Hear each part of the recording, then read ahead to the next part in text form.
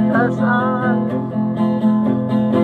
sa mga taong napingasan.